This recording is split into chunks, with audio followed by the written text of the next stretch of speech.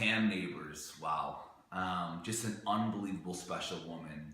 You know, she has mastered the art of what we do because I believe it's a key word, humble.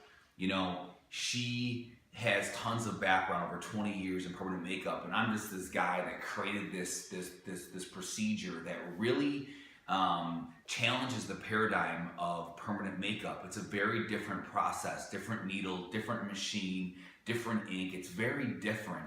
And sometimes it's hard training a permanent makeup artist because, you know, they've got all these accolades and they know what they're doing, and getting them to show them our technique is a very different way and a different approach. And for her, she was a sponge. You know, I think it was because of what she went through when she got trained by another trainer, and, you know, it actually cost her to, you know, almost ruin people's heads, and she didn't do it. And she could have given up there. And instead, she still persevered and found us. And we trained her online, and she was ready. She was done. I mean, she was trained. And she said, no, I want to come to you and learn it from the master. And a lot of people do that. And that's why we don't have a lot of master technicians. You know, not everyone is a master technician with scalp aesthetics, and she's one of them.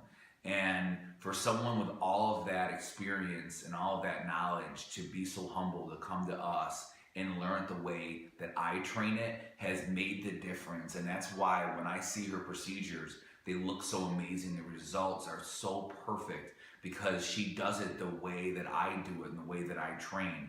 You know, some people, they kind of got a little mix of what we do, and they use their own machine, they use their own needles, they all use our own ink, but she uses all of my stuff. And that has made the difference. And that's why I'm so excited to call her my master trainer.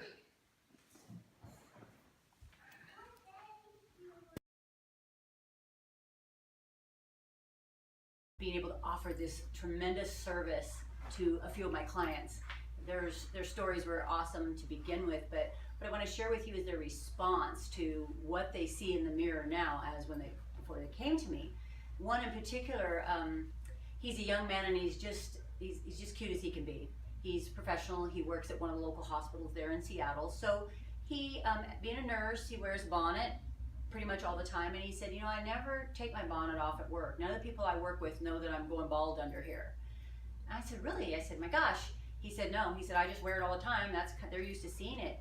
And he, after he came out of his second procedure with me, he told me, he says, you know, he says, I went back to work and I took my bonnet off one day.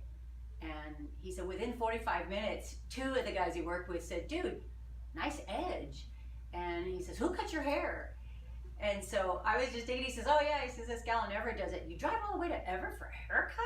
He says, yeah, what the heck? So, you know, it made my day. This is, at the end of the day, it's how my client feels.